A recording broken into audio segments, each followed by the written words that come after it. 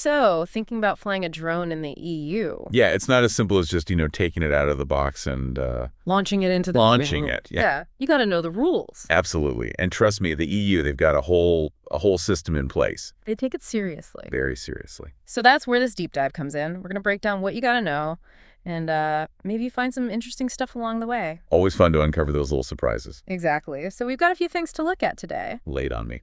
Okay, so the main course, the big one, is EU Regulation 2011945. Ah, yes. The heart of the matter. This lays out pretty much the entire framework for drones in the EU. The foundation of it all. And then we've got, well, this is interesting, a Swiss drone pilot certificate. Interesting indeed, considering not part of the EU. Right. Makes you wonder, doesn't it? Yeah. And last but not least, we have a URL. Points to a Swiss drone FAQ document. So even outside the EU, it seems they're taking this whole drone thing seriously. Seems like it. But okay, let's start with that EU regulation. Let's dive in. So, EU Regulation 21945. This thing basically wants to make a unified set of rules for everything drone-related, but specifically in EU airspace. Harmonization, that's the key. Yeah. Design, production, marketing. All of it. And, of course, actually flying the things. Can't forget about that part. Yeah, no flying without rules. Exactly. And it's fascinating how broad this regulation is. It's not just about safety, though, of course, that's a big part of it. Of course, yeah. But they also dive into privacy, data protection, security, even environmental concerns. They're really thinking about the whole impact here. It even mentions trade with non-EU countries. Showing you just how far-reaching this is. They're really trying to cover all the bases. Yeah, a comprehensive approach. So the question is, how does this all actually play out in the real world? Like, how do they make this work? Right. Well, the regulation, it divides all drone operations into categories. Okay, categories. Based on how risky they are. Makes sense. So more risk, stricter rules, I imagine. Exactly. So for your average person, someone just flying for fun or as a hobby, they'll probably fall into what they call the open category. Open category. This is for lower risk stuff, and this is where the EU gets really clever. They have this whole classification system. Oh, a classification system. Okay. Yeah, based on the drone's weight, what it can do, and what you're planning to do with it. Okay. So, if I have a tiny drone, just something small, what would that be? So let's say under 250 grams, something pretty basic. Okay, yeah. You're talking toy drone territory here. That's C0 class. C0. And those actually get a bit of a break. If they're classified as toys, they're exempt from some of the stricter safety rules. Which makes sense, right? Makes sense, yeah. For a little toy drone. Right. But now let's say you've got a drone that's a bit bigger, more capable. Okay, stepping it up. Yeah.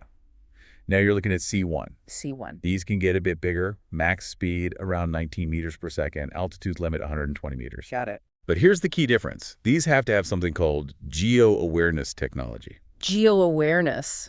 What is that? Are they aware of the Earth? In a way, yes. It's like this.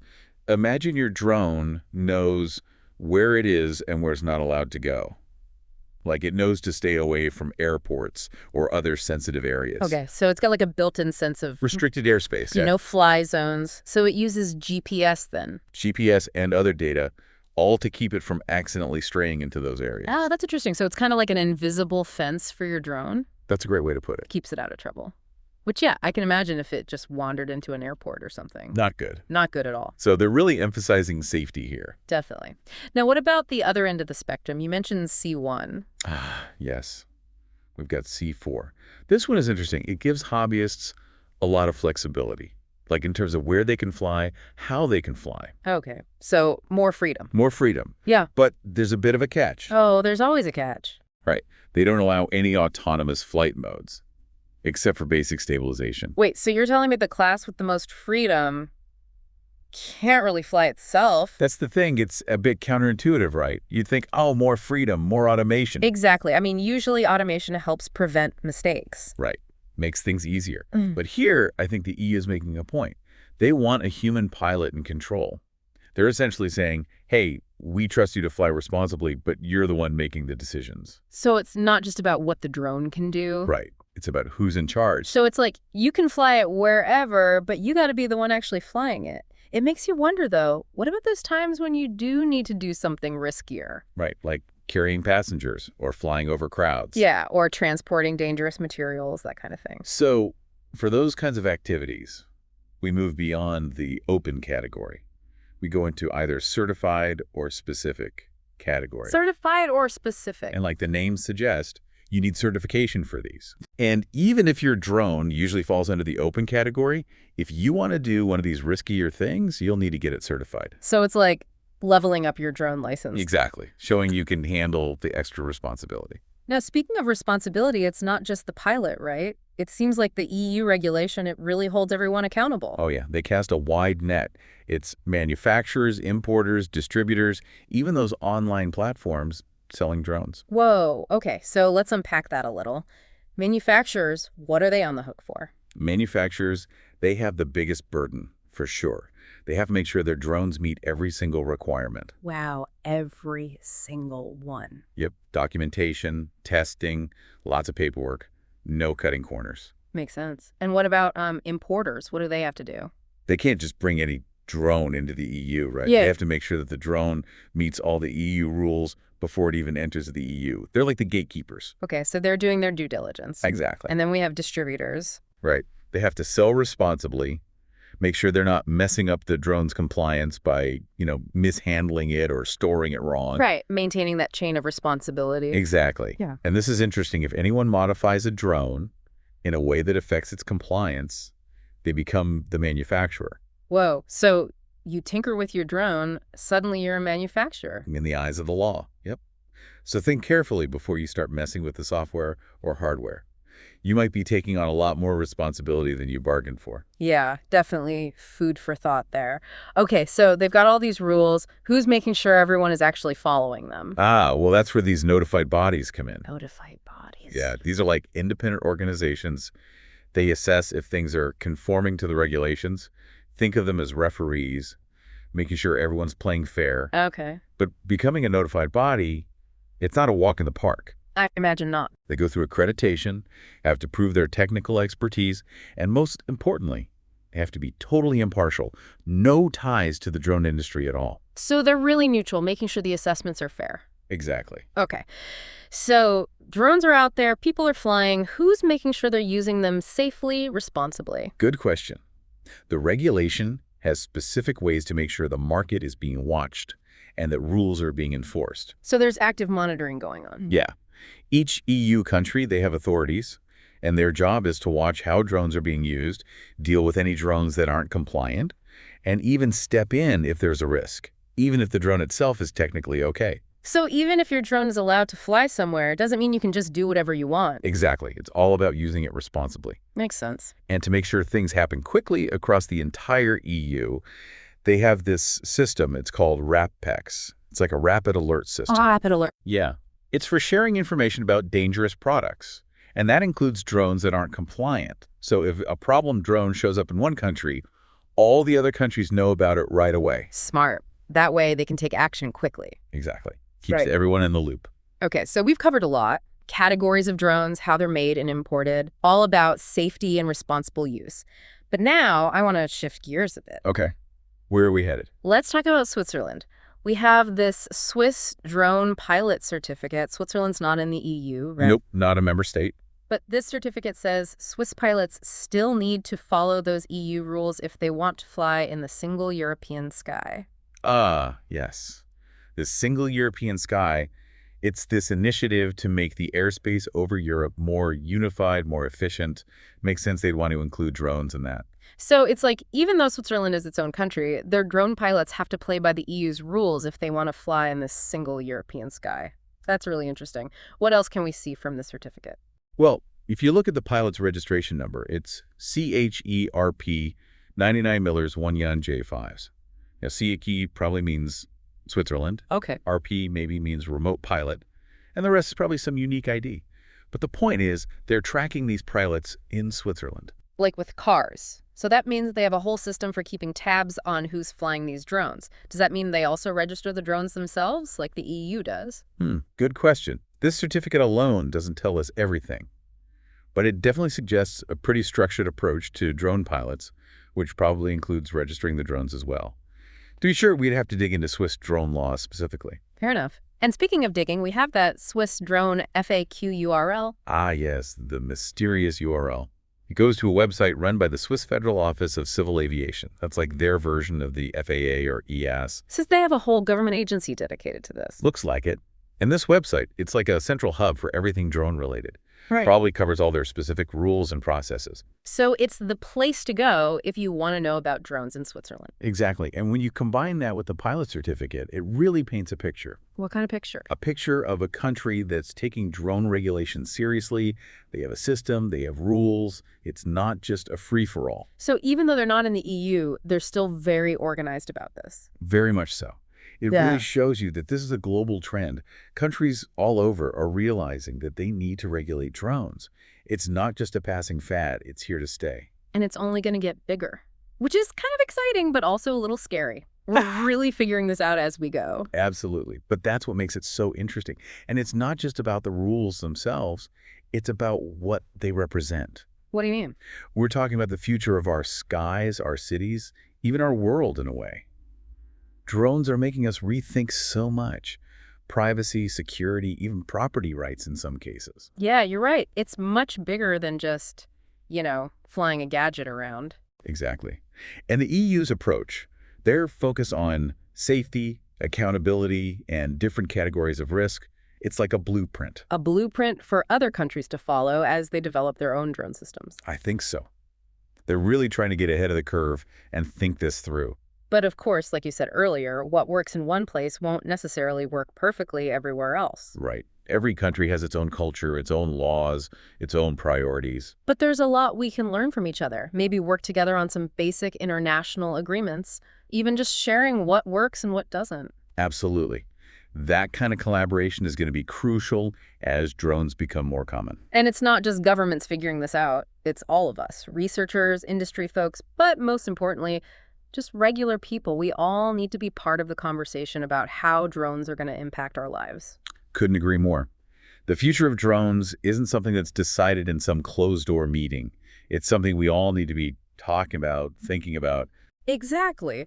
So what are your thoughts on this? Did anything in these EU regulations surprise you? Do you have any concerns about drone use in general? Let us know. You can find us online. Drop us a message. We'd love to hear your perspectives. And in the meantime, keep learning, stay curious, and most importantly, be responsible out there. Because the future of drones, it really is in all of our hands. Well said.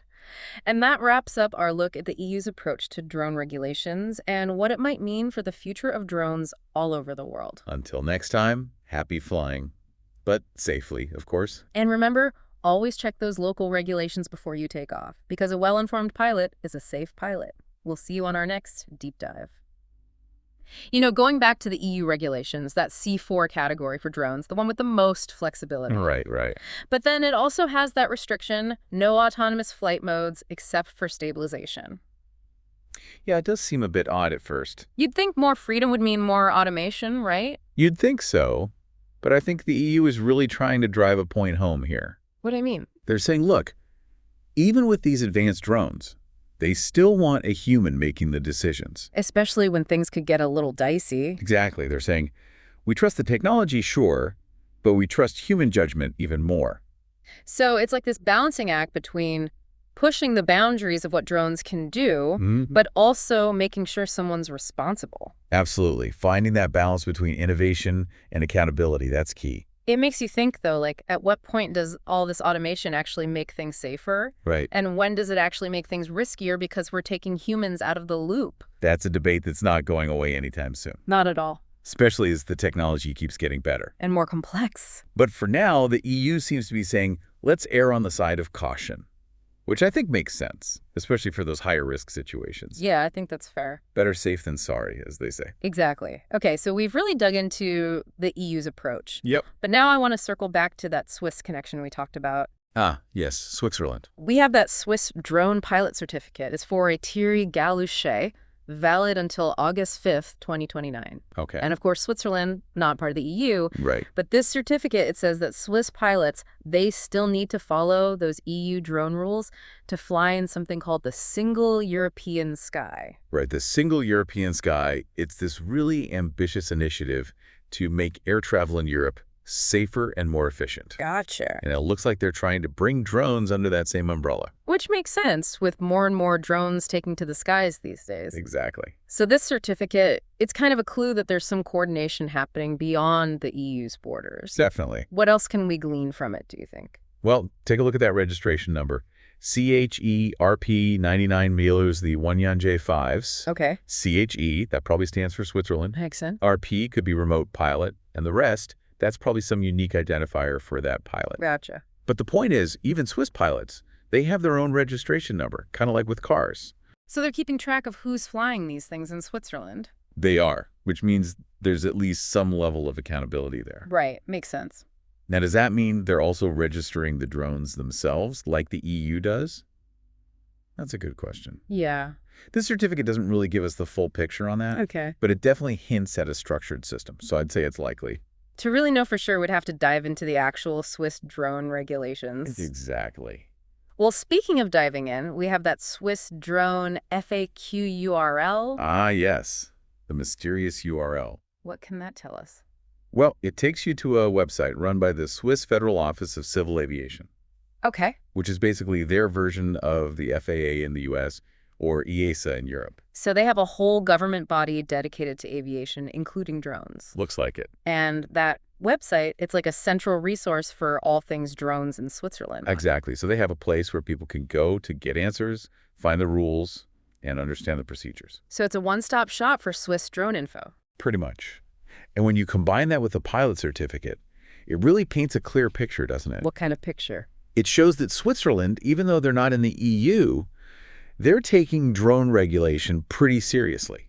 Yeah, they're not just letting anyone fly anything anywhere. Exactly. They have their own systems, their own rules, and they're enforcing them. Which kind of reinforces what we were talking about earlier, this global movement towards like formalizing drone regulation. Right. Countries are realizing that this technology isn't going away, and they need to manage it responsibly. And they're probably learning from each other along the way. Absolutely.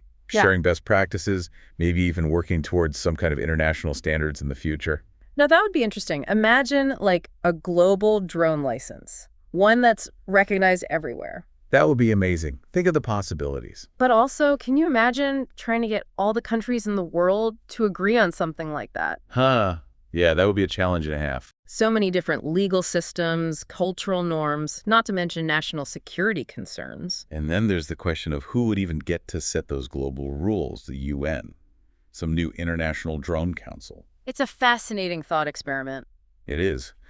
But for now, I think we're still very much in the early stages of figuring all of this out. But things are changing quickly. Very quickly. So where do we go from here? What does this mean for all of us, for our listeners? Well, the first takeaway is this. No matter where you are in the world, if you're thinking about flying a drone, do your research. That's crucial. Find out what the rules are in your area, make sure you understand them, and always fly responsibly. It's amazing how quickly this whole drone thing has blown up. I know, right? It seems like just yesterday they were these niche gadgets for hobbyists. And now they're everywhere, delivering packages, inspecting bridges, even helping farmers. The technology has come a long way, that's for sure. And we're still just scratching the surface of what they can do, I think. Oh, absolutely. The potential is incredible, but it also means we've got a lot of thinking to do. Thinking about how we use them responsibly. Exactly, because it's not just about the technology itself. Right, it's about the impact they have on society. On our privacy, our security, even the way we think about airspace and property. It's like we're writing the rule book as we go. In a lot of ways, we are. Speaking of rule books, the EU's approach, with all its categories and regulations, it seems like a pretty solid model for other countries to consider as they develop their own drone frameworks. I think so, too. They're really trying to be thorough and forward-thinking. But like you said before, what works in Europe might not work perfectly everywhere else. Right? Different countries have different needs, different priorities. Different cultures. Exactly. But that doesn't mean we can't learn from each other. Yeah. Sharing those best practices, collaborating on things like technical standards. Maybe even working towards some kind of basic international agreements on, the core principles of drone use. There's a lot of potential for collaboration here. Absolutely. And it's not just up to the governments and regulators to figure all this out. Right. This is bigger than that. It's about having a global conversation, bringing in everyone who has a stake in this. Industry people, researchers, and most importantly, the public. We all need to be part of shaping how this technology is going to impact our lives. Couldn't agree more. So, to our listeners out there, what are your thoughts on all of this? Yeah, what struck you as interesting or surprising about the EU's regulations? Do you have any concerns about drone use? We'd love to hear your perspectives. You can find us online, send us a message, join the conversation. And in the meantime, stay curious, keep learning, and most importantly, engage with this technology responsibly. Because ultimately, the future of drones, it really is up to all of us to decide. Well said. And that wraps up our deep dive into the world of EU drone regulations. And what it might mean for the future of drones all over the world. Until next time, happy flying. But fly safe. And always, always check those local regulations before you take to the skies. Because knowledge is power, and informed pilots are safe pilots. We'll see you on our next deep dive.